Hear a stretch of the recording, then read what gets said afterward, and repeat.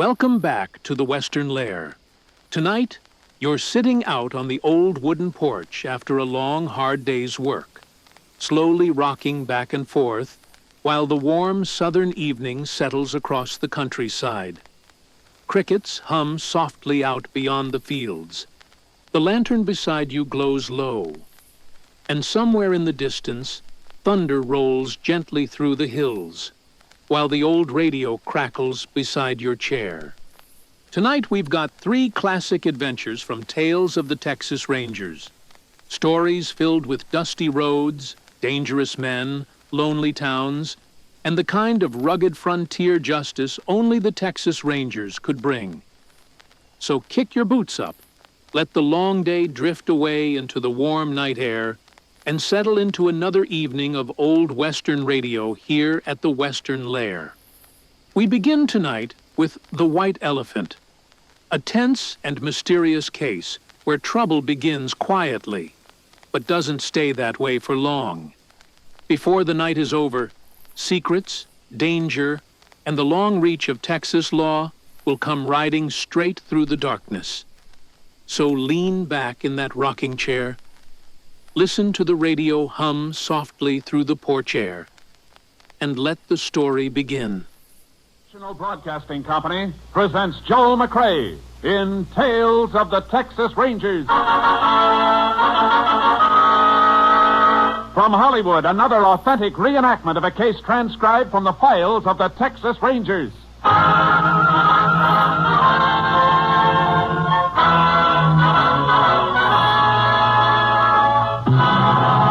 Of the Texas Rangers, starring Joel McCrea as Ranger Jace Pearson. Texas, more than 260,000 square miles, and 50 men who make up the most famous and oldest law enforcement body in North America.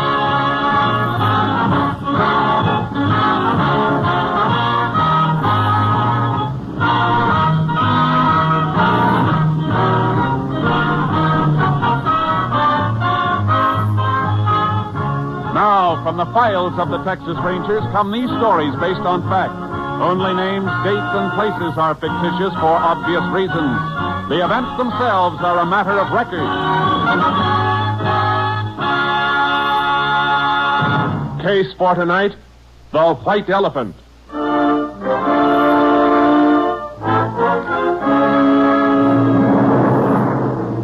It is January 16th, 1950. The time, 6:28 p.m. A freight train just outside of a West Texas town gains speed and rolls through the gathering dusk. Inside a gondola car, a hobo crouches in a corner as the brakeman comes toward him. All right, Paul, this is where you get off. Now, listen, pal, just let me get to the next town. I said this is where you get off. But we're moving. Yeah, you get on where we was moving, you can get off. Now, come on, or I'll dust the top of your head. Now, listen, don't do it, Hutch. Get on your feet. You're like this. No, let go. No, you want to get up, huh? I told you to let me alone, pal. Slug me, will you? Oh, you ain't getting me. I'm coming.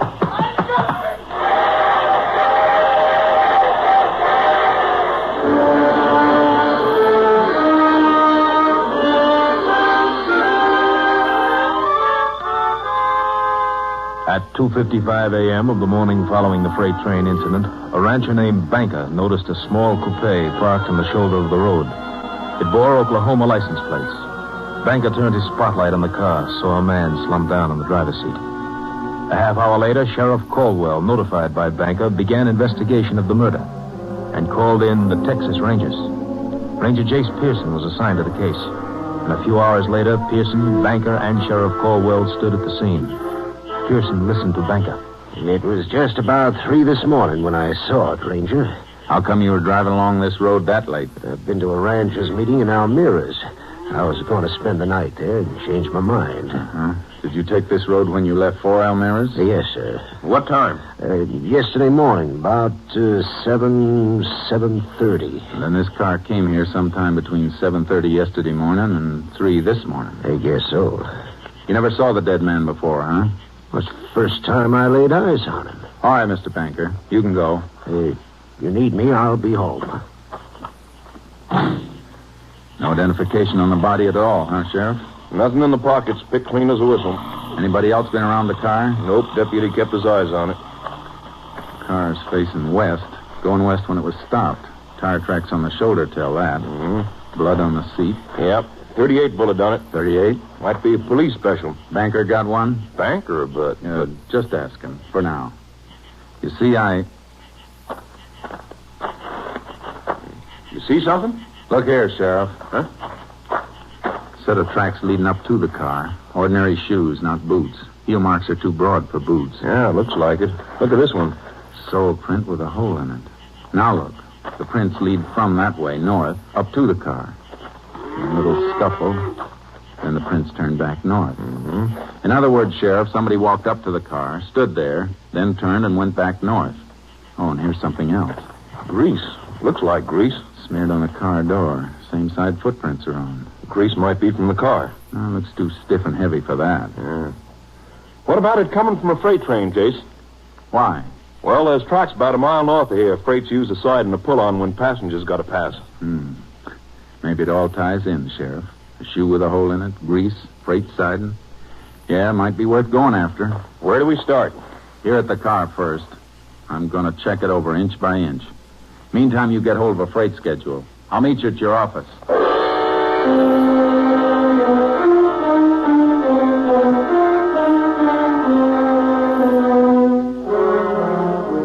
When I checked the car inside and out, I found a few things that were interesting and a little puzzling. I sent a sample of grease to the laboratory for analysis and took plaster casts of the footprints.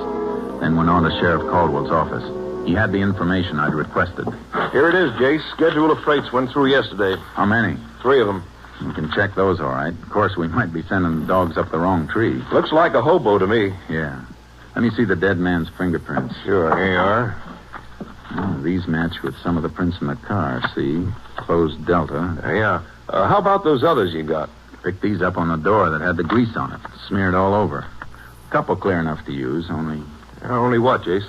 You know, there wasn't a single print on the steering wheel. Seems like the dead man's prints ought to be on it. Gloves? I didn't find any gloves on him, nor in the car. Yeah. By the way, I got a call out if any hobo picked up or seen on those trains. Good. Now, I found these tucked under the sun visor in front of the driver's seat. Gasoline receipts made out to Carl Thompson. Oh, that'll save a lot of checking. We'll forward the dead man's prints anyway. That steering wheel bothers me. Excuse me, Jace. Sheriff Caldwell. Oh, yeah. Good. Hold him. We'll be there as soon as we can make it. Something else, Jace. Brakeman in one of those freights we've been checking has a story. Some hobos slugged him and jumped. Okay, let's go.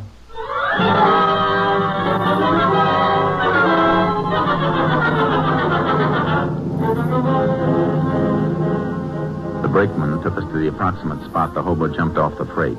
Sheriff Caldwell and I picked up the trail and followed it by horse. We hoped to apprehend the suspect before he could reach a town and lose himself and us. After 6 hours, we stopped.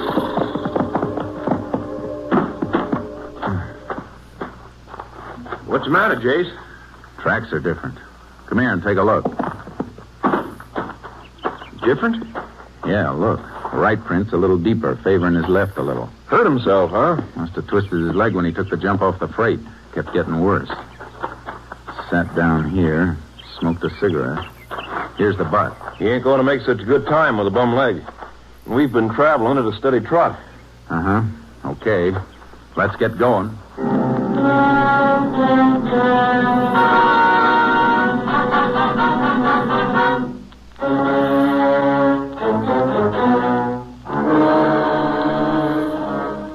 The suspect's trail showed increased favoring of his left leg. His progress became slower. More and more often he stopped to rest, and the trail became fresher and fresher. Evidence in a deserted shack showed suspect had rested there for quite a while. We picked up the trail again. We're getting close, Sheriff. How do you know?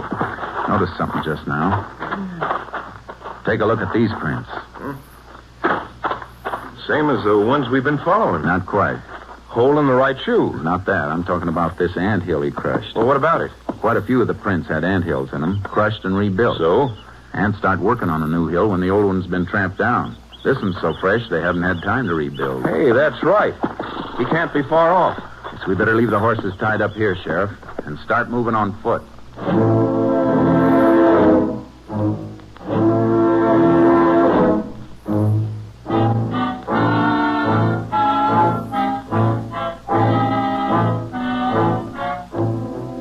At 8:15 that evening, we found the man we were hunting. He was asleep. He gave us no trouble, and he denied anything and everything about the crime. We took him back, and I kept questioning him, but he stuck to his story. I never was there. I didn't do it. Ever own a gun? 38 police special? I told you 100 times I never owned no kind of gun. How'd you take all that skin off your arm? Don't know. Fell, maybe. You got that while you were running away. When you jumped off the freight, after you slugged the brakeman. No. Grease on your jacket. How'd it get there? Yeah, maybe off in the freight. Sure. That car we showed you, the one you said you'd never seen before. It's the truth. Is it? Hold up your right foot. What? Hold it up. Hole in the right shoe. What else? Here's a plaster cast. Cast at the print of the scene of the murder. Take a good look. Yeah, but I wasn't there, I tell you. Ever hear of fingerprints? Oh, sure. Here are yours. And here's a set found at the crime. They match. You still say you weren't there? I didn't kill nobody. Let me see your hands. When'd you wash them last? I don't know. Maybe a couple of days ago. You know, we can tell if you fired a gun. I never had no gun. Did you rob the man in the car? No. Look at me. You were there, weren't you? We can prove it. Well, all right, I was there. But I didn't kill him. Why'd you lie? Well, I was scared. If you're innocent, you don't have to be scared. Look, Ranger, I got a couple of bag wraps. That all? Sure. We can check that, too. All right. Later. Got a couple of wraps for pinching stuff. Nothing big. Now, look. Tell me exactly what you did. Well, I come in off afraid. I was walking across when I seen the car. I figured it was funny, something funny. Why? Well, car parked like that. Then I walked over, seen the fella in there. He was dead. I beat it, hopped the freight. That all? You know what else up to now. Did you get in the car at all? No, sir. Did you touch the body or take anything from it? I swear, Range, I didn't. Did you touch the steering wheel and then wipe it off? Well, wipe it? No. What for? Look, I tell you, Jace? Yeah, Sheriff. Come here, will you? Sure. You stay put. I got no place to go. Here's all the dope on the murdered man, Thompson. Come in just now. Carl Thompson, resident Tulsa, Oklahoma, traveling salesman for Prince Extract Company. This check? Double. Tallies with the gasoline receipts. Mm-hmm. What about him? The hobo? Yeah. I think the only crime he committed was failure to report what he saw. His fingerprints were all over the outside of the one door of that car and none inside. Seems to me if he thought of cleaning up the inside, he'd have done the same outside. Yeah, looks like it. We'll give him the paraffin test anyway and see if he's fired a gun lately. And if he didn't? Start all over. And start with that clean steering wheel.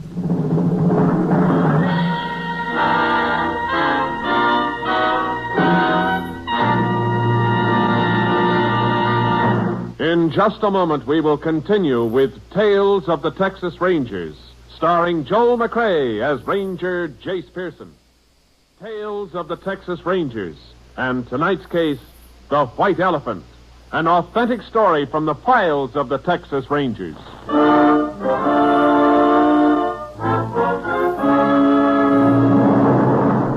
The result of the paraffin test was negative, but we held the hobo pending further investigation.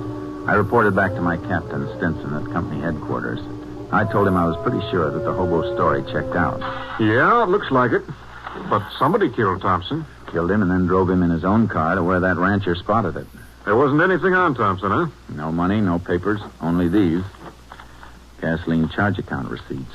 Somebody went to an awful lot of trouble to clean him, but they overlooked these. Mm-hmm. On top, this looks like a plain case of murder with robbery as the motive, but if that was it, why go to all the risk of being spotted in a car with Oklahoma plates? Why not just kill him and leave him? I don't know, Jace. What's your thinking?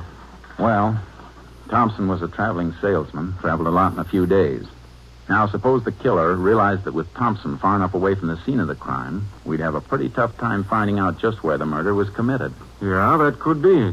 But why? Well, maybe the killer couldn't leave the spot. So he did the next best thing. Took Thompson's body away. And maybe it wasn't just robbery. Well, what else? I don't know yet, but I got some more checking to do. It'll take maybe a couple of hours, and then I might have some answers.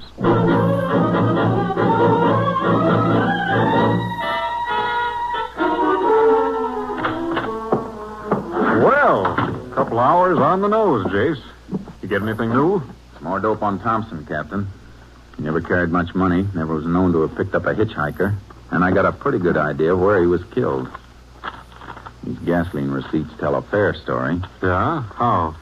Well, this one, for example, dated the 15th day before he was killed, made out in Bannon. He got 16 gallons of gas there. Well, did you ever think somebody else might have been using his credit card? Yeah, but Thompson traveled that route pretty often. Chances are he was well known at the service stations. Yeah, that's right. Okay, go on. I ran a mileage test on his car. He got about 17 miles a gallon. Now, his tank holds 16. I did a little figuring. Just about enough gas was used to get him from Bannon to where his body was found. But he could have been killed anywhere between Bannon and where he was found dead. Sure, I know that. But it still looks like my next stop is Bannon.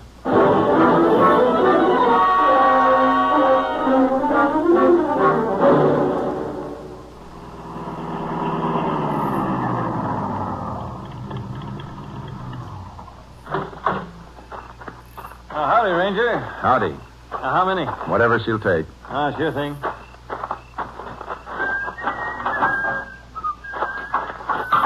You the owner here? Yes, sir. How long? A couple of years.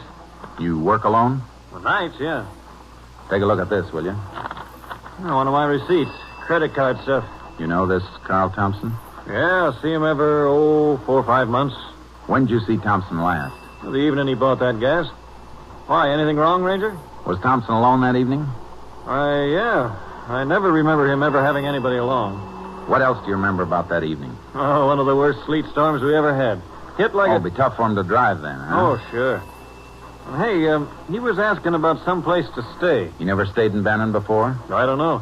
Leastways, he didn't know much about the places. I told him to try the hotel. He said it was full up. He said the motels were jam-packed. A lousy weather. You know where he went? Well, said he was going to try and find a place along the highway. Why, anything wrong? Plenty. Here's for the gas. I might come back and ask you some more questions. Thanks.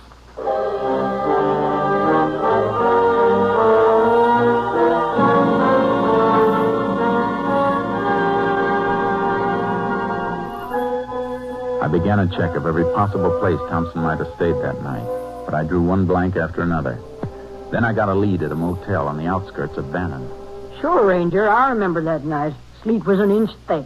We was full up here, but I sent him to a place down the highway, the Star Motel. Been closed and up for sale for quite a spell, but I heard it was opened up again.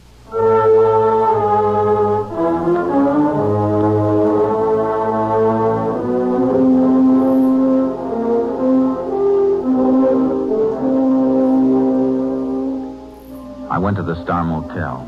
It was closed tight. Every cabin was locked, the windows boarded. There wasn't a soul around. I was just about to leave when I noticed something. The electricity must have been on somewhere in the place because the little wheel under the dials of the meter was spinning. That was enough to send me back into town to ask a few more questions.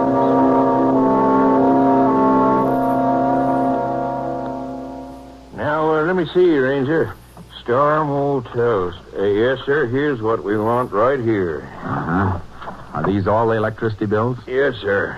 Let me see. Up to 3 months ago, the bills were just for meter installation, minimum service charge. That's right, Ranger. But for the last 3 months, $475, $389, $560. Kind of funny, isn't it?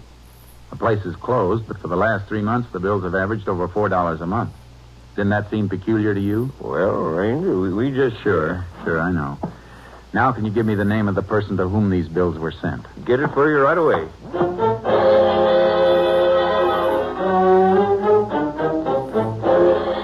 Why, yes, Ranger, Mr. Carlson's here. I believe he's on the phone right now, but if you come in... Thank you, ma'am. You Mrs. Carlson? Yes.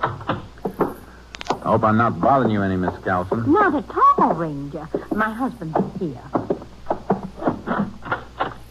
Oh, yeah? Yeah, I see. Well, I think that would be arranged. Yeah, sure. Tell you what, I'll come out a little later. I'll bring the client with me. Sure. Thanks for calling. Goodbye. And this is Ranger Pearson. Oh, hello. Sorry to barge in like this, Mr. Carlson, but I got a few questions. Questions? Sure, what about? You own the Star Motel, don't you? Yes, I do. Star Motel. That white elephant. White elephant? Yeah, I've been trying to get rid of it for 2 years. Why? Well, like Betsy said, it ain't been worth a hoot since the new highway went in 2 years ago. Only half the traffic that used to pass it. It hasn't been used for 2 years? Well, I guess I didn't mean exactly that. What did you mean? I tried to keep it going for a year after the highway went through, but couldn't rent enough rooms. Wasn't worth trying to save. You got the keys to it? Keys? Oh, sure. Is something wrong, Ranger? Might be, ma'am. Can you take me through the motel, Mr. Calson? Anytime. Right now, suit you? Couldn't be better. Let's go.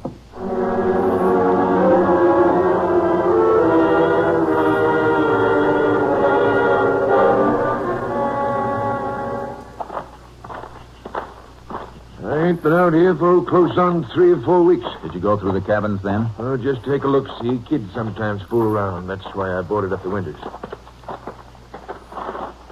Want to take a look in the office? Yeah. Go ahead, Mr. Calson. Sure.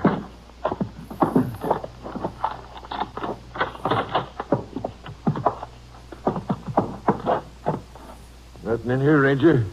Nope, there's not. Anything in particular you're looking for? Yeah.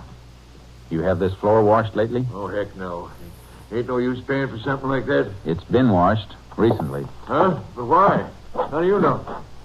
Scrubbing wood with hot water always raises the grain, and hot water isn't as good as cold to wash out blood stains. Blood? Blood? Reach! Oh, wait, what's the matter with you? Let guns, Ranger. Hold you. Sit down. Go on. Come on. What the devil is this? Who are you fellas? My guess is a couple of men I want for murder, Mr. Calson. Murder? Telephone wire. Everything okay? Yeah, push that guy. Me? Why, I never carry a gun. Well, we'll just make sure. Yeah, he's clean. All right, now slip the Ranger's gun belt. Wait a minute. You got the drop on me. Maybe I'd have to be a fool to draw.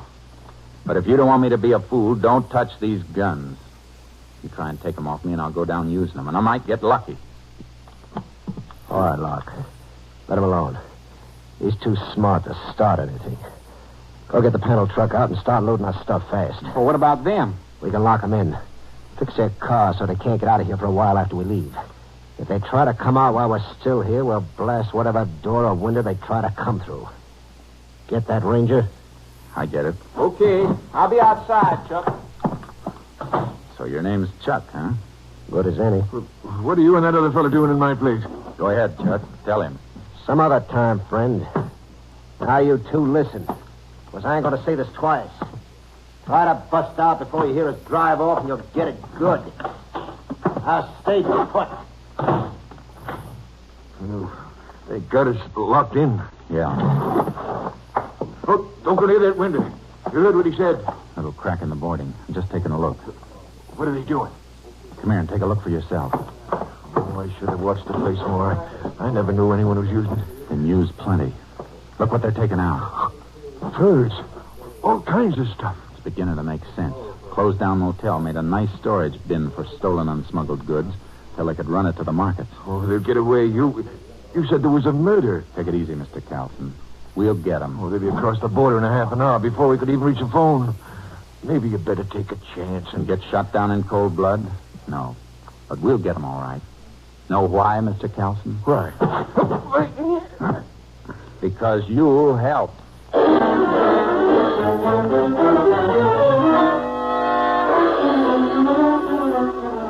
pinned Calson with a quick headlock and then got one arm up behind him and applied pressure so I could keep him still while I had a free hand. I reached into his jacket and found what I was looking for under his shoulder. Then I pushed him. Are you crazy? You almost broke my arm. Shut up, Calson. Don't you think I saw this gun bulging under your coat? And they deliberately missed it when they frisked you? You played it real smart, almost. Well, I don't know what you're talking about. This gun and the electric bills. You paid them. Paid bills that were being run up in a place that was supposed to be shut down. Seemed kind of funny you never complained to the power company. So what? Well, So you got a phone call from your friends out there. They tipped you because they saw me nosing around here earlier, right? No. Okay. Okay, take a look out there. They're almost finished. In a couple of minutes, they'll be gone. In half an hour, they'll be over the border. How about you? You want to stick back here and face a murder charge? There's nothing you can prove. There's plenty we can prove, Calson. And you're holding the bag. You'll have a tough time explaining those electric bills and them missing your gun. I didn't kill that man. Did this Chuck do it? Yeah, that salesman come in. He saw what was going on. Chuck killed him, then drove him away. All right. Now listen real careful to me. I'm going to fire this gun of yours. Then you hammer on the door and holler for him. Get it? What do you want to Just do then? listen. When they come up, tell them you had to kill me. Tell them to open the door. Then, Mr. Kelson, step back and out of the way fast. They'll be gone in a minute. Make up your mind. All right. Go ahead, I'll do it. Any funny tricks and you get it first. Now, ready? Pound that door and holler. Chuck, Rock, give me a fast. Open the door. Now, when it's open, step back. What's the matter? Halton, open the door. I had to kill him. He was making a break for it. You just knocked him out. Reach, both of them. Hey, what's the big idea? Why, you...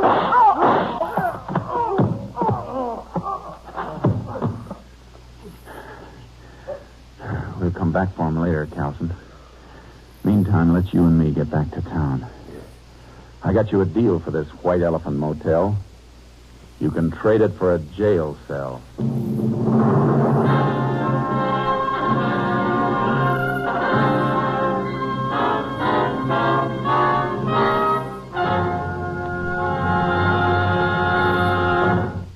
Andrew Kelson was convicted for his part in the murder. His sentence, life imprisonment.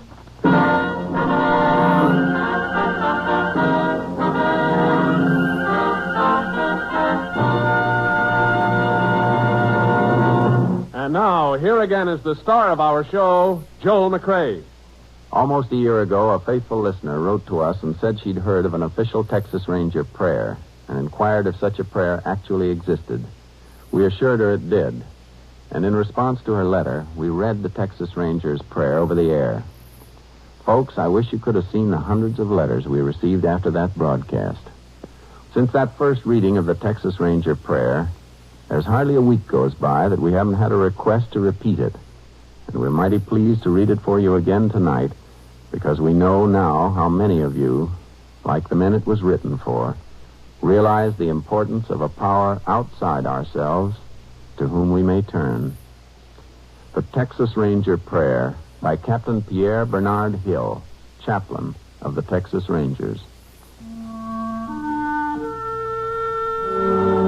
O God, whose end is justice, whose strength is all our stay, be near and bless my mission as I go forth today. Let wisdom guide my actions. Let courage fill my heart. And help me, Lord, in every hour to do a ranger's part. Protect when danger threatens. Sustain when trails are rough.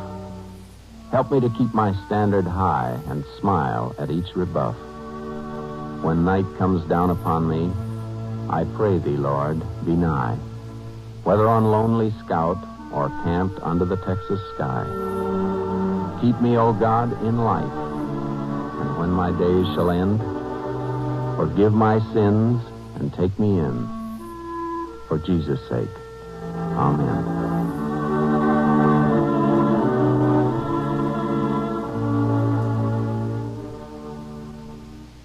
Good night, folks. Good night. Next week, Joel McCrea in another authentic reenactment of a case from the files of the Texas Rangers.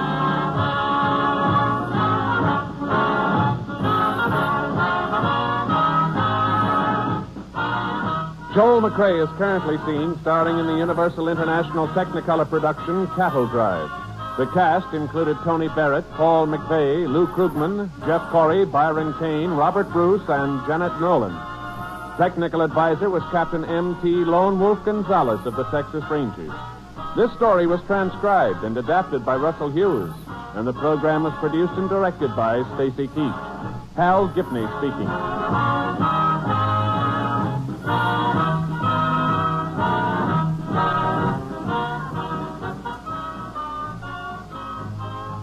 It's the Silver Jubilee on NBC. Today, The Big Show presents stage and screen stars James... Hat was the White Elephant. The warm night air still drifts slowly across the porch, while the old rocking chair creaks softly beneath you, and the radio continues humming through the darkness. Somewhere out beyond the fields, The sound of distant thunder rolls low across the countryside tonight. But the Rangers aren't done riding yet. Up next, from Tales of the Texas Rangers, comes Joyride. Another dangerous trail where one bad decision is all it takes for trouble to come looking. From the files of the Texas Rangers.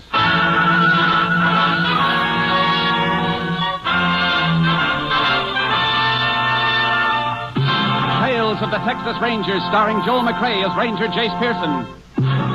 Texas, more than 260,000 square miles, and 50 men who make up the most famous and oldest law enforcement body in North America.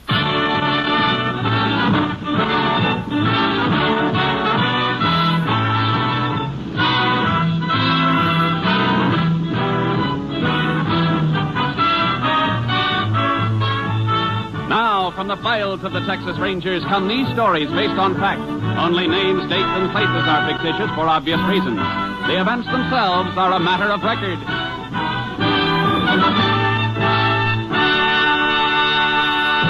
Case for tonight, Joyride.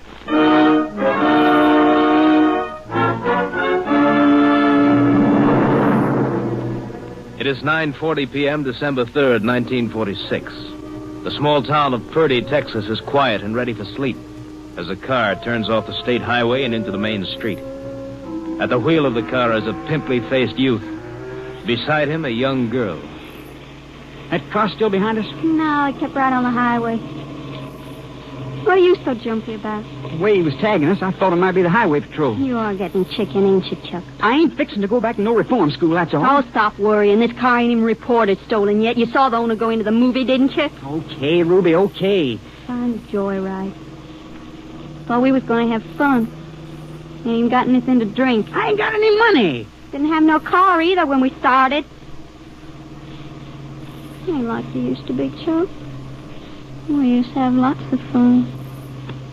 Till you turn yellow. Don't you go calling me that. I ain't got a gun, that's all. I got one, Chuck, right here in my purse. Where'd you get it? Lifted it from my old man. What difference does it make where I got it, long as I got it? The liquor store up ahead, Chuck. See the sign? I see it. Can't hardly have a joyride without something to drink. It's late. They roll up the sidewalks in a town like this. The place must be closed. If it was closed, sign wouldn't be lit. Gonna stop, or ain't you? Sure, I'm gonna stop. See? Storekeeper's still there. Can see him through the window. Counting up money from his cash register. Could have a real party with something to drink and some money. Stay here. Keep the motor running. Give me the gun. No, I'm gonna come in with you. I can handle the gun. You crazy? Suppose he's got a gun, too. Look, he's an old man. He wouldn't dare do nothing. Come on, Chuck. We can't just sit here. You better not get rattled. Look who's talking. You're coming, or ain't you? All right, I'm coming. But be careful. I always wanted to do something like this. Shut up. Oh, howdy. Howdy. Well, we're just fixing to close. Heard your car pull up outside. I thought it was my old lady coming to get me. What can I do for you? I'd like a fifth of that bonded bourbon. Oh, you would, huh? How old are you, son? 21. 19 would be closer, wouldn't it? Maybe a year less than that for your lady friend here. I said I was 21. All right, boy. We'll say you're 21. And we'll also say that I'm closed for the night. Now you can just run along. 40, 19, 20. We ain't running any place, mister. Now you just get... What? Where'd you get that gun? I made it out of old bottle top, stupid. He told you what we want. It's on the top shelf. Get up on the stool and get it. All right. Just don't get nervous with that thing. Get the money out of the register, Chuck. Yeah, the money. You ain't going to be happy about this when you see the inside of a jail. Thanks for telling us. Because here's something you ain't going to be happy about. Oh! Ruby! Ruby, you killed him! I know, Chuck, I know. Come on, we gotta get out of here. No, that's what we come for. Grab a couple of bottles. Ruby, are you crazy? You're afraid, ain't you, Chuck? Get the bottles. All right. Now, let's go. Come on.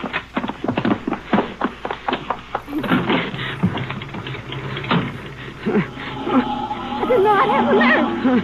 But I did.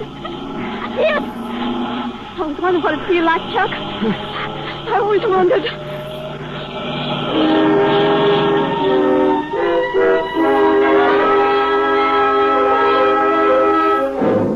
The body of Malcolm Barnes, proprietor of the liquor store, was discovered by his wife less than 5 minutes after the killing. Sheriff Frank Corcoran was summoned. He immediately phoned for the help of a Texas Ranger. Ranger Jace Pearson was assigned, arriving at the scene of the crime at 1 a.m. There's the Ranger. Coming through, folks. Howdy, Frank. Oh, howdy, Jace. Was hoping they'd send you. Here's a body. He the owner of the store? Yeah, Malcolm Barnes. Wife found him just like he is at about 10 or 10. Usually closed just before 10. She'd always come pick him up in their car. Doc figured it couldn't have happened more than just a few minutes before she got here. Where's the doc? Drove over to see about the funeral parlor. Body will be taken there for autopsy when we finish. I've had everything photographed. Cash register's been rifled. Uh-huh. Shot through the back 3 times. So watch out for that broken glass. Yeah, I'm watching. Place sure smells with all the bottles smashed. Alcohol dries up fast. Yeah, left big stain rings, though. Puddled right out to here before it dried out. Any of your deputies or anybody pick up any of those bottles that are cracked or broken? No, I got here right after Mrs. Barnes. Nobody's touched a thing. Why? Well, the floor is spotted past those stain marks. Look toward the door, a string of small spots. Like something been carried that way, dripping. Jace, I was careful to see that nothing was touched, that nobody stepped in where the liquor had been spilled. Those spots might be a break for us then, because somebody carried a bottle out of here. It must have been cracked and leaking. You mean the killer might have grabbed it up? That's right. If it marked this floor, it'd mark the walk outside, too. Come on, let's take a look. Spots run right to the door, all right. Lucky I told the deputies to keep everybody off the side of the place. Yeah, careful where you step. I want to run a flashlight along the sidewalk here. It's been mighty dry around here, Jace. Dust surface on the ground. That'll help us. Yeah, it's here, all right. Look, little craters in the dust, dried out hollow. Yeah. They only go a few feet. Marks end right here at the curb. Well, that tells us something. Whoever was carrying that bottle got into a car. They weren't on foot. Tire tracks aren't going to help us. Mess of them all around from cars driving in and out. I wish our killer had been on foot, Frank. Why? That'd point to somebody who came from close by. Somebody in the town. Car doesn't rule that out. No, but it sure broadens the field. I'm going to call Austin and have a lab crew sent in. If we're lucky, they might lift a fingerprint or something for us to work on. That's a good idea. Phone in the store. Over there. Uh-huh. You got anything in mind for us while we're waiting? Yeah, after I call Austin, I want to check with local officers in every town around here. I'm pretty sure the killer took liquor, and if he took it, he's going to drink it. We'll check on every case of drunk driving that turns up tonight in this county.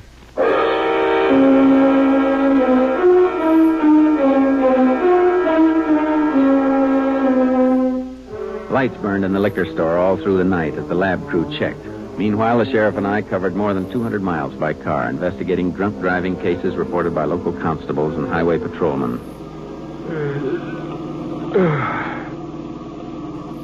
Sun's coming up, Jace. We sure spent the night running into blind alleys. None of those drivers we saw could have been anywhere near Purdy at the time of the killing. Well, alibis all checked out. Maybe the lab crew will have a lead for us when we get back to the liquor store.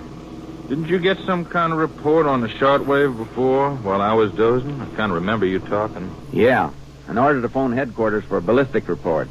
Barnes was killed by a 38 police special. Well, that's our first lead. We need more than that before we can... KTXA to Unit 10. Yeah, that's us. KTXA to Unit 10. Unit 10 to KTXA. Go ahead. Highway Patrol Unit 109 requests Unit 10 to proceed to junction of Ranch Road 23 and State Highway 19 west of Bartonville to examine stolen car recovered at that point. 10-4. Does Unit 109 think stolen vehicle may have connection with this unit's current investigation of murder? Unit 109 reports liquor bottles found in abandoned vehicle. 10-4. Unit 10 heading for rendezvous with 109 immediately. We'll keep you informed. 10-4. Unit 10, clear. KTXA Austin. Hold tight, Frank. Got to swing around. Let's hope this is a break. Better be. We need one.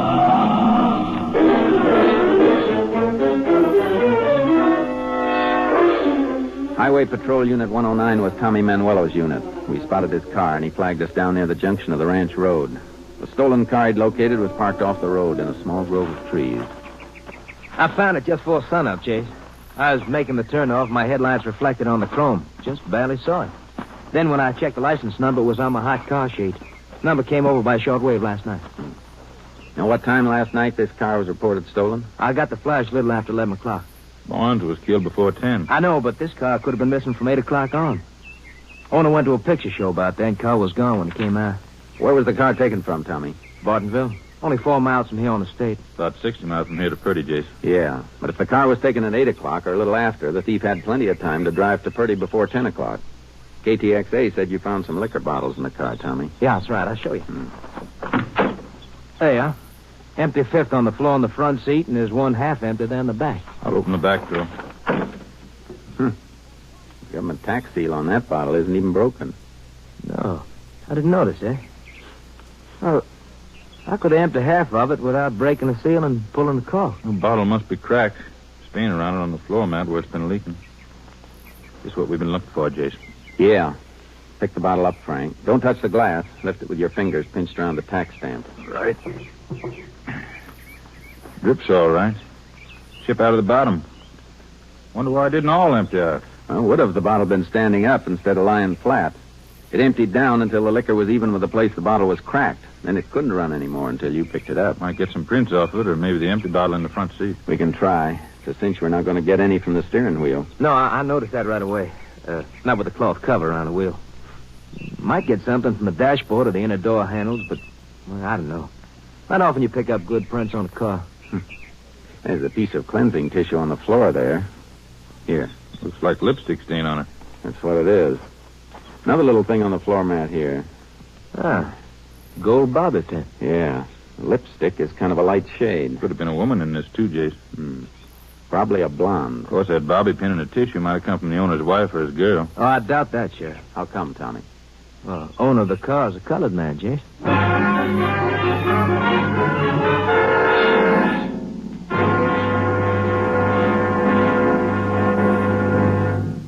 In just a moment, we will continue with Tales of the Texas Rangers, starring Joel McCrea as Ranger Jace Pearson.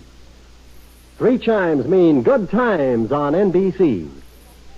In a short while, Theater Guild on the Air brings to radio listeners a delightful adaptation of Ring Lardner's famous comedy of the baseball world, Elmer the Great.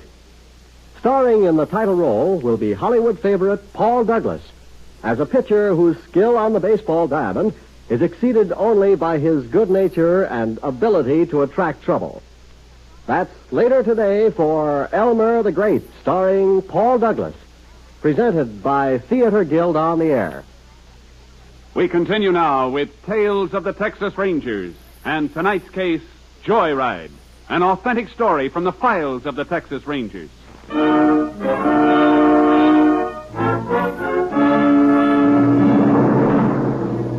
I put out a call for the lab crew to meet us at the stolen car when they finished checking the liquor store at Purdy. They joined us within 2 hours. Nothing had been found at the store that would help us, and it didn't take long to realize that we weren't going to get any evidence from the car or the bottles either. Doesn't look like they're going to find anything, Jason. They don't. Won't be their fault. No point in our hanging around here. Want to drive back to Purdy now? I think we'd do better if we drove into Bartonville. Because the car? It was stolen from Bartonville, then brought back here to a spot only 4 miles away from where it was taken. Figures that whoever stole it must live nearby, or the car would have been left someplace else. Yeah, I'll go along with that. Let's try Bartonville. Good.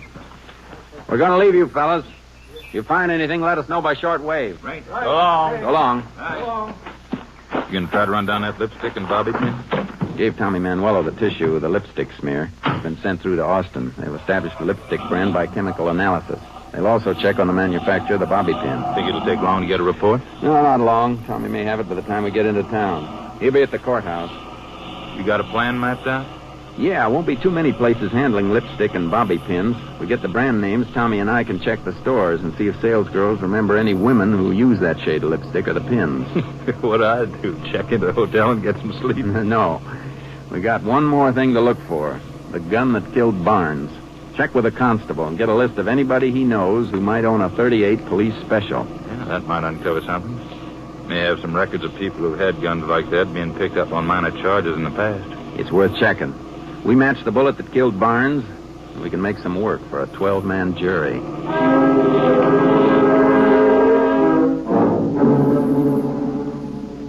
Tommy Manuelo had the information on the lipstick and bobby pin examined by the Austin lab. We started the check of drugstores and general merchandise outlets that carried the items.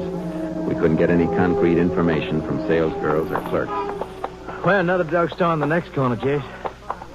Oh. You know, some of these sales clerks don't seem to have very long memories. You can't blame them. Things we're tracing are both cheap items. Girl on her feet all day gets so she can't remember much except bunions. I guess you're right. Well, I sure hope the sheriff is doing better than we are. I hope so, too. Hey, Jace, Tommy, wait up. Hold it, Tommy. Here comes Frank now. I've been tracking you for 20 minutes. You finished checking already? Yeah. And I come across something I think we ought to look into right away, Jace. There's a fella named Jim Hammer filed a report with a constable last night, just before midnight. Said a gun been stolen from his house, 38 police special. Hey, isn't that what Barnes was killed with, Jim? Yeah. Get any information on this Jim Hammer? Yeah, sure did. He was night watchman around the cattle pens over to the auction barn. Told the constable he'd missed a gun when he was getting ready to go to work last night. Couldn't find it in the drawer he keeps it in. You get Hammer's address? Yep, 214 North Spruce. Tommy, you keep checking the stores. We'll meet you at the courthouse later. Right, Jay. All right, Frank. I left my car on Main Street. Let's go.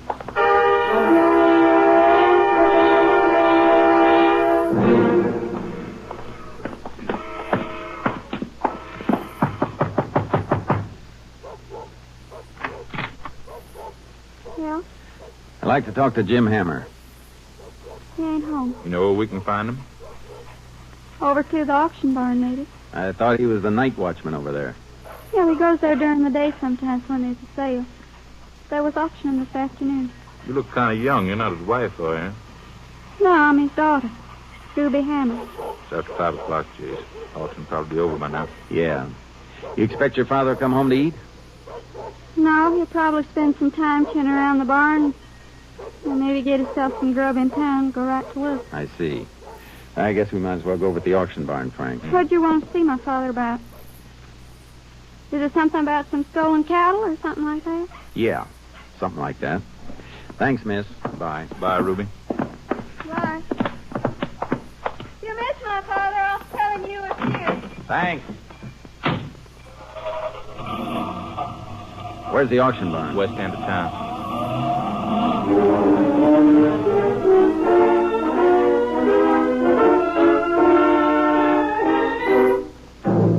Jim Hammer wasn't hard to find. He was pointed out to us talking to cattlemen who'd bought stock at the auction and were waiting for a chance to load their purchases on their trucks at the end of a chute. We called him off to the side.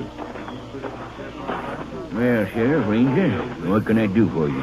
Constable says you had a gun stolen from your home last night. Oh, that. Gun wasn't stolen at all. Huh? Reckon I just didn't look sharp enough last night. Found it this afternoon, but in a different drawer from where I usually keep it. Is that the gun you're carrying right there in your holster? Yeah. You mean to say you just took a look in one drawer last night before coming to work and reported that gun stolen without being sure? Well, I was sure last night. I reckon I just overlooked it, that's all. It's pretty hard to overlook a 38 police special. You couldn't have looked very hard. Well, I all but emptied the bureau out. I was in a hurry to get to work. I guess I just plain missed it, that's all. Ain't no reason for you to jump on a man. You reported to the constable when you thought the gun was missing. Now, how come you didn't let him know you'd found it? Well, I suppose I should have. I didn't think it was no rush. Besides, what's the harm? It's my gun, ain't it? Let's have it. Well, sure, I... Don't you pull it. Just turn around. I'll take it myself. Hey, what... He said turn around. Okay. When did you fire this gun last, Hammer? I can't even remember the last time. Ain't had no call to fire it. Haven't, huh? Smell this, Frank. Yeah, it's been used all right not long ago. You're crazy, I tell you. I ain't fired that gun in months. Somebody has. You better come with us.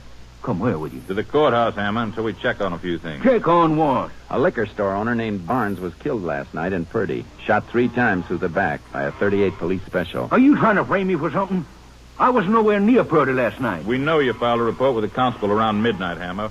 But where were you between 9 and 11 o'clock last night? I was home, sleeping. My daughter can tell you that. Well, go ahead, Hammer.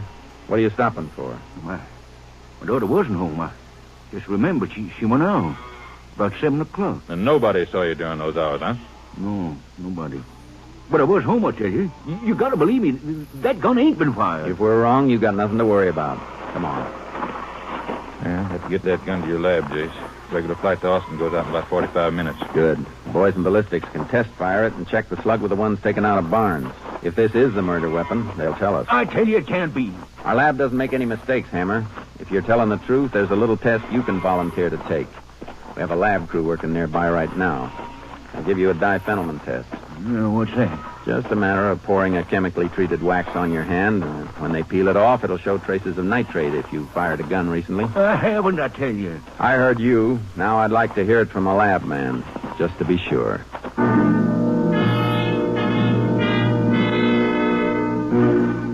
We got the gun on the night plane to Austin. The stolen car had been brought into a garage in town. We waited for the lab crew to finish with it and then had one of the men go to work on Hammer's hands.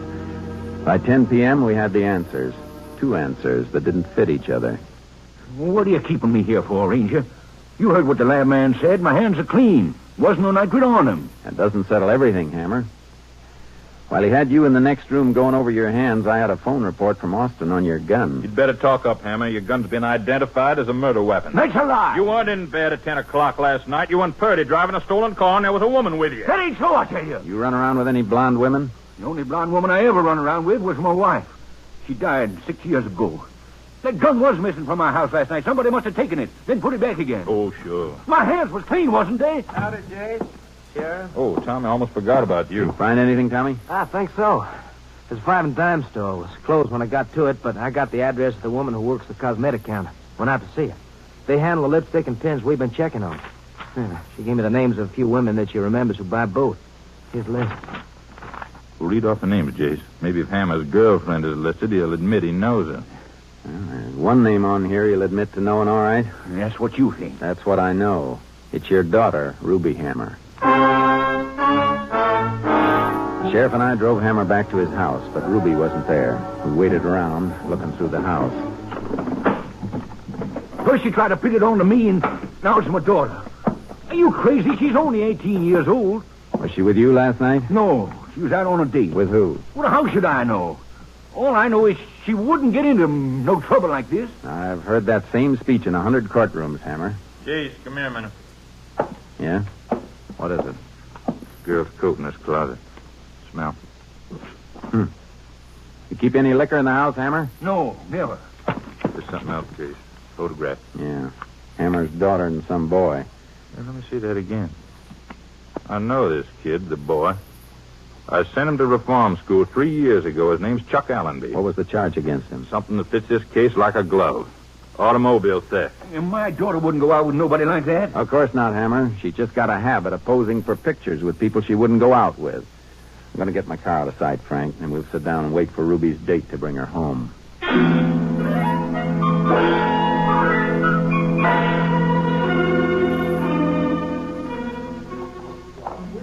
Somebody's coming down the street, Jace. Yeah, I hear him. It's after midnight. I think you're at work, Hammer. They may come in, so keep quiet. Hear me? You hear me? Yeah. I hear you. They're coming. Yeah, quiet. They have to come into the hall. They won't see us in the living room with the lights off. I can't see nothing, Ruby. Switch on the light. I ain't staying long enough to need the light. Not all you I can stand. Now, what's the matter with you? What's the good of having money if you ain't going to spend any of it? Spend it? But wait a while. I ain't got a job. I start spending money and people are going to wonder where I got it. All right. While you're waiting, don't expect me to wait. I can go out with somebody else, you know, somebody who's got a car every night, or who ain't afraid to get one. Ruby! Ruby, shut up! Don't move anybody. That means you, Chuck. Let go of that door. What are they doing here, Paul? Stay after him. The thief. You stay out of this, Hammer. Couldn't stay out of trouble, could you, Chuck? I didn't do nothing, Sheriff. Let me go. Hold still. That's quite a roll of bills you had in your pocket, boy. I found that money. Where? In the cash register over in Purdy after you killed an old man? So that's why you wanted my father's gun. What are you... Tell him, Ruby. If he had my gun, you tell him. Last night, he wanted to borrow it just for fun, he said. And then he stole a car and made me go with him over to Purdy. He left me parked someplace and walked away. And then after a while, he come back with some whiskey. I didn't drink none of it, but he did. She's lying. You keep quiet.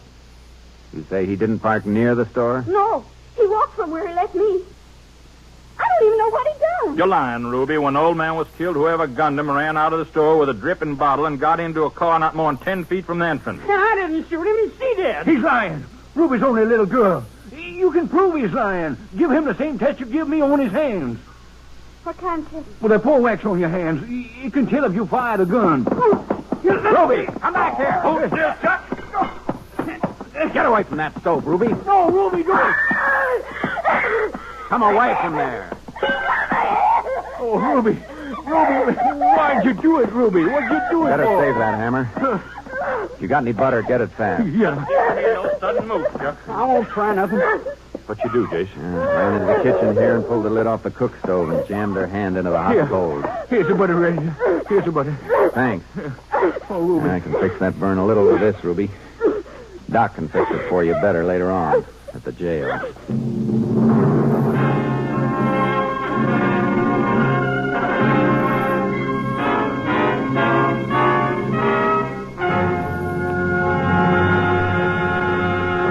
Chuck Allenby and Ruby Hammer were found guilty of the murder of storekeeper Barnes. Allenby, who turned state's witness, was sentenced to a 30-year term at Huntsville. Ruby Hammer pulled 50 years in the women's prison at Goree.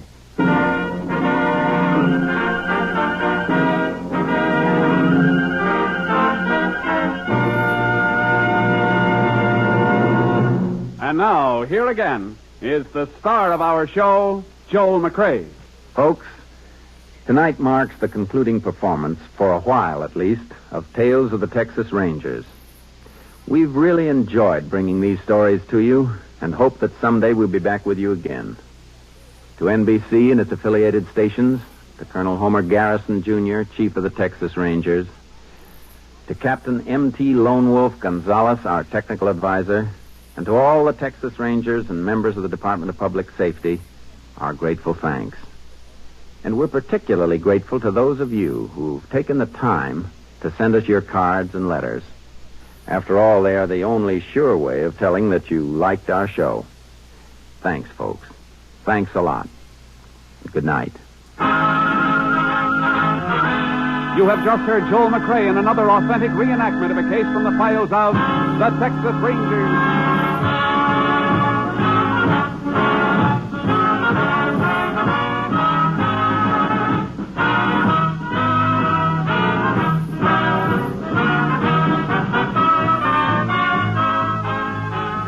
Joel McCrea will soon be seen starring in the Universal International Technicolor production Cattle Drive. Tonight's case included Tony Barrett, Sam Edwards, Peggy Weber, John Frank, Barney Phillips, and Bill Johnstone. This story was transcribed and adapted by Joel Murcott, and the program was produced and directed by Stacy Keach. This is Hal Gibney speaking.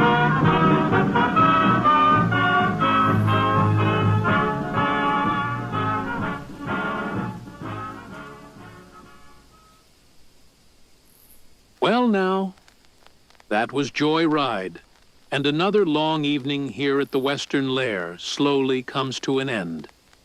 The porch grows quieter now, the night air cooler, while the old radio fades softly into the darkness beyond the fields. Thanks for spending part of your evening here beside the rocking chair and the warm glow of old Western radio. If you enjoyed tonight's stories from Tales of the Texas Rangers, be sure to subscribe for more classic frontier adventures here at the Western Lair.